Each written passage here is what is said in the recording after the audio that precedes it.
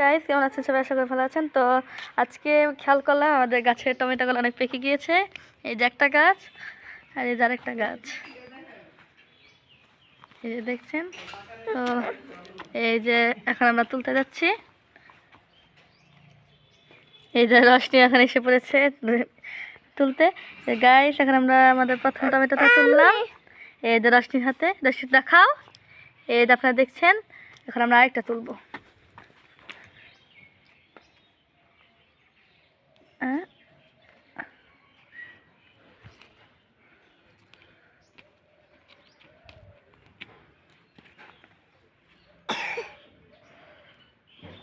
তো guys tomato, এই যে আর দুটো টমেটো আপনারা দেখছেন।